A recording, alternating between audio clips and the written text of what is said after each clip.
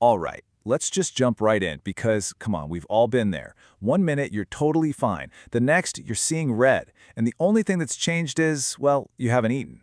Today we're going to break down the real science of hunger, that all too familiar, sometimes scary mix of hungry and angry. This isn't just in your head, it's a powerful biological response, and we're going to see exactly how it all works. I mean, does this sound familiar? You're having a perfectly good day, everything's going great, and then suddenly some tiny little thing that shouldn't matter at all feels like a full-blown personal attack. Your patience? Gone. Your mood? It's in the basement. If you've ever felt that sudden, kind of irrational rage just bubble up out of nowhere, you know exactly what I'm talking about. And yep, there it is. The official term for this feeling is hanger. It's a very real physiological thing, a direct mashup of hunger and anger. And here's the best part. Once you get what's really going on under the hood, you can actually start to do something about it. You can learn to control it. Okay, so to really get hanger, you gotta understand what I like to call the glucose roller coaster. Seriously, it's this high-speed energy ride happening inside your body every single time you eat, especially when you eat something sugary or full of simple carbs. And this ride, it's basically got 3 acts. Act 1 is the spike. You eat that cookie, and bam! Your brain gets this massive, happy hit of its favorite fuel, glucose. You feel amazing. Then comes Act 2, the surge. Your body sees this flood of sugar as a potential threat, so it unleashes a wave of a hormone called insulin to protect you. Which, of course, leads to Act 3, the crash. Insulin is so good at its job that it often overcorrects, yanking all that sugar out of your blood way too fast. And suddenly, your brain is in a full-blown energy crisis. But here's the thing that's so interesting. This huge, dramatic insulin response, it's not a mistake. It's a feature, not a bug. At high levels, glucose is actually pretty toxic. It can damage proteins in your blood vessels. So your body has this non-negotiable safety-first protocol. It would rather risk a temporary energy crash for your brain than let that damaging high sugar linger. Insulin is basically your body's overeager bodyguard. And this bodyguard is incredibly fast for a few reasons. First, your pancreas keeps insulin pre-packaged and ready to deploy at a moment's notice. Second, your muscles and liver are like super sponges, just ready to suck that glucose right out of your blood. But here's the real kicker. This evolutionary mismatch. Our bodies are calibrated for the slow-release energy you get from, fruits and roots, not the concentrated sugar bombs of modern food. We're literally pushing an ancient system way past its design specs. Okay, so we've had the spike, the surge, and now the crash. And that crash, well, it's not just some gentle little dip in energy. To your brain, it's a blaring red alert emergency alarm. And this is where the anger in hanger comes from. Right, but this is the big question, isn't it? If your brain is low on fuel, why do you get angry? Why not just, tired?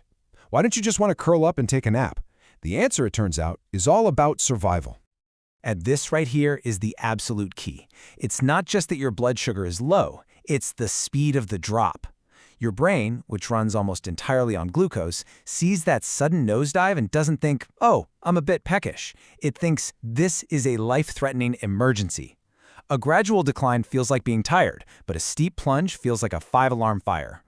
So what happens in this red alert? Well, you've got these tiny little sensors in your brain and liver, and they detect that terrifying downward slope.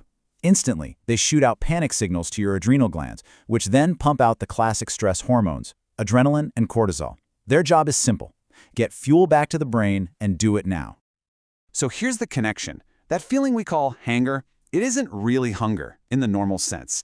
It is literally the biochemical signature of a fight or flight response. That flood of adrenaline and cortisol is exactly what makes you feel anxious, on edge, irritable, and ready to snap at the smallest thing. You're not just hungry. Your body genuinely thinks it's fighting for its life. Now, you might have noticed this roller coaster doesn't hit everyone the same way. Kids? Oh yeah, they're super sensitive because their little developing brains are just glucose-guzzling machines. Same for people with highly active brains, like those with ADHD. Hormonal shifts during perimenopause can make you more sensitive too.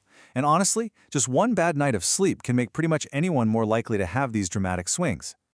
And I really love this quote because it just frames the whole thing so perfectly.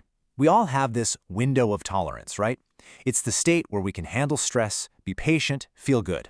These wild glucose swings physically push us right outside of that window. When you're hangry, it is almost biologically impossible to stay calm and rational because your body is just screaming danger at you.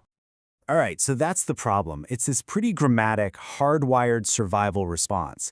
But here's the really good news. You are not doomed to ride this crazy roller coaster forever. Let's talk about how to get off the ride and, find some stable ground. Okay, this sink and sponge analogy is probably the single most important trick to remember. So picture this. Your bloodstream is a sink. Eating sugar by itself is like turning the faucet on full blast. The sink fills up instantly, your insulin has to scramble to drain it, and that causes the crash. But if you add protein or fat, it's like putting a big sponge in the sink. The water still flows in, but it's slowed down, absorbed gradually. And the result? A gentle rise in glucose, a totally manageable insulin response, and no crash. And if you want another tool in your toolbox, there's something called the glycemic index. Think of it like a rating system that tells you which foods act like that fire hose from the faucet and which ones act more like a gentle stream. It just makes it a bit easier to avoid that big spike and crash. So what does this actually look like on your plate? It's honestly so simple. Instead of just grabbing an apple, have that apple with a scoop of peanut butter. The fat and protein act as that sponge. Instead of just toast, have some eggs with it. Add protein powder to your fruit smoothie. The principle is always the same. Pair your carbs or your sugar with a protein or a fat to slow the whole process down. And hey, if you're someone who really likes to geek out on this stuff and see your own data, there's a tool called a continuous glucose monitor. It's a little sensor that shows you in real time on your phone how your body is reacting to different foods. It is the ultimate way to understand your own personal roller coaster. So look, if you remember just one thing from all of this, let it be this. To manage your mood, you have to manage your glucose. Your mood is so deeply, inextricably linked to your blood sugar. Managing it isn't just about physical health, it is one of the most powerful tools you have for your own emotional stability. So I'll just leave you with this final thought. We're so quick to blame ourselves, right? For being irritable or impatient. We think, I just need more willpower. But what if managing your mood has less to do with willpower and way, way more to do with what's on your plate? Something to think about.